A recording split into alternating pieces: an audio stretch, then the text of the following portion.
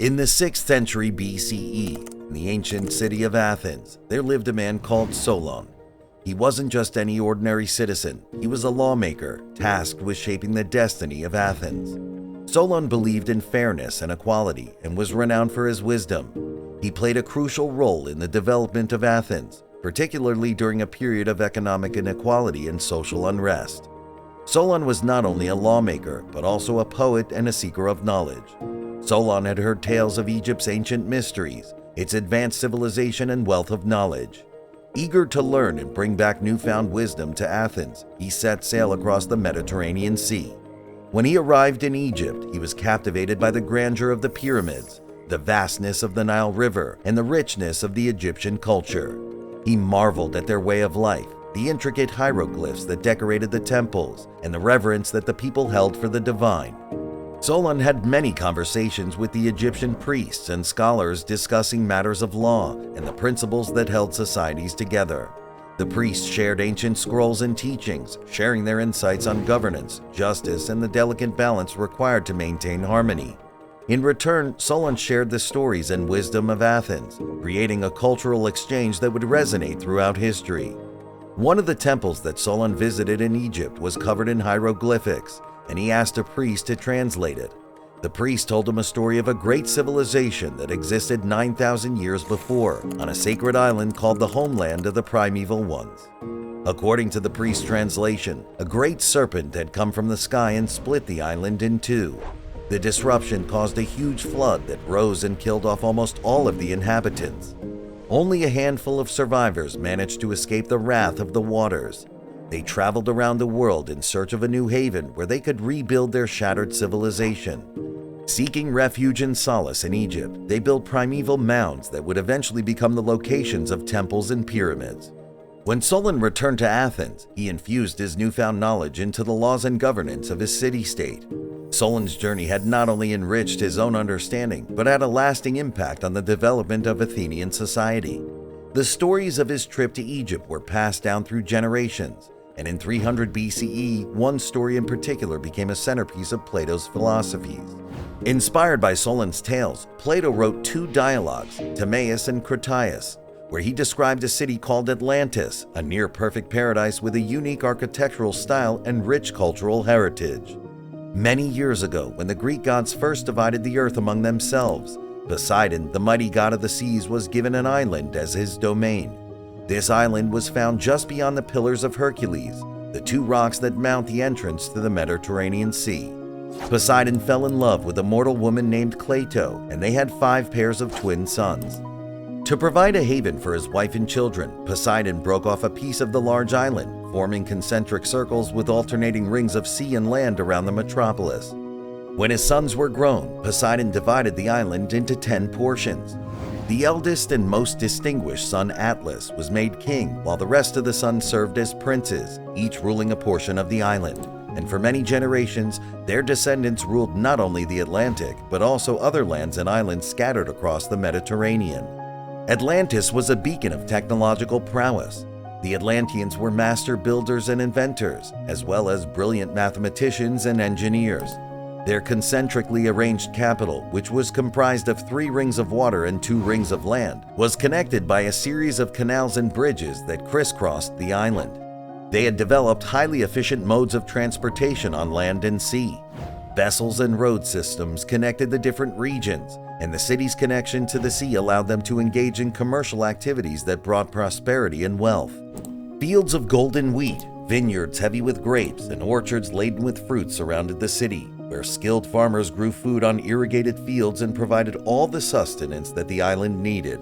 The mountains to the north were called the Atlas Mountain Chain, and it's here that where the mountains met the sky, they had built their homes.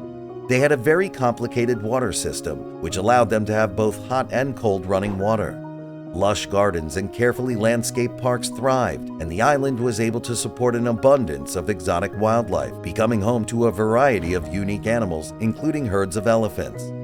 They had advanced metallurgy techniques and created alloys with unique properties. Among their many precious metals was orichalcum, a reddish gold material with properties similar to brass, but with a higher density and more durability. The cityscape was a seamless combination of stone and metal, with buildings adorned in white, red, and black colors. Massive towers and spires reached into the sky, designed to reflect both their beauty and functionality. The outer wall of the city was covered in orichalcum and lined with gold. It stood as a formidable defense against the outside world. Moving inwards, the inner circle of the city was covered in tin, an aesthetic choice that also prevented any corrosion from the water. The necropolis itself was covered in mountain copper, and its surface gleamed like fire. Atlantis was extremely technologically advanced, with knowledge surpassing that of any other civilization. The arts, philosophy, and sciences flourished in their affluent culture. Scholars delved into the mysteries of existence, ethics, and the world around them. Academies were scattered throughout the city, with each institution specializing in a certain field. Their grand amphitheaters hosted not only theatrical performances, but also lectures, debates, and demonstrations, intersecting knowledge and entertainment. Palaces were made of rare and precious metals with intricate patterns of silver and gold. Each palace was a masterpiece, and in the center of the city was a temple dedicated to Poseidon and Plato. The exterior of the temple was covered in silver with a golden roof that reflected the sun's rays. Inside, the roof had patterns of ivory, gold, and silver, and the walls and floor were covered in mountain copper. There was a golden statue of Poseidon tall enough to reach the roof. Surrounding the temple were golden statues of Atlas, the 9 princes, and all their wives and descendants that honored the royal lineage of Atlantis. Within the temple, a pillar stood with inscriptions of laws that governed the people of Atlantis. The rulers were philosopher kings and guided with wisdom and fairness. The Atlanteans lived in harmony with one another. It was a utopia of such wealth that had never been seen before. To safeguard their immense wealth and maintain order, they had a highly organized central government to manage resources and trade. A well-structured and disciplined military served as the guardians of Atlantis, and their navy in particular was a force to be reckoned with. But with great power came great temptation.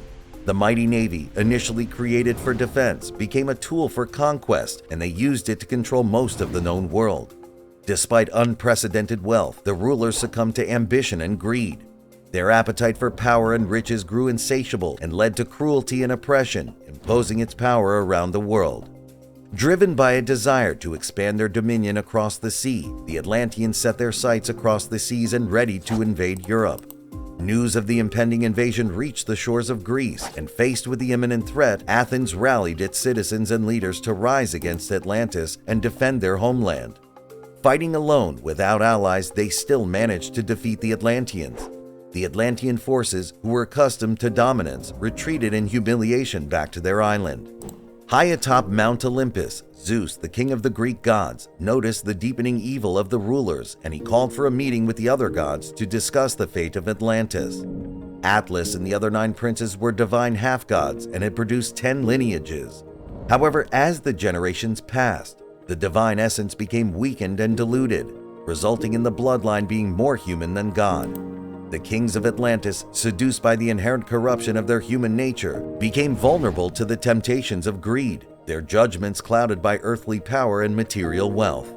Poseidon, the god of the sea and father to Atlantis, witnessed the moral decay with a heavy heart and decided that a punishment was needed to cleanse the land. He sent a devastating earthquake that shook the foundations of the island. The sea, that was once a calming and welcoming companion to the Atlanteans in their voyages, rose in fury, unleashing a tsunami that sank the entire island. In one day, the city of Atlantis sank beneath the waves, lost to the depths of the ocean, as if it had never existed at all. This story that was told by Plato demonstrates the decadent and violent influence that wealth and luxury bring.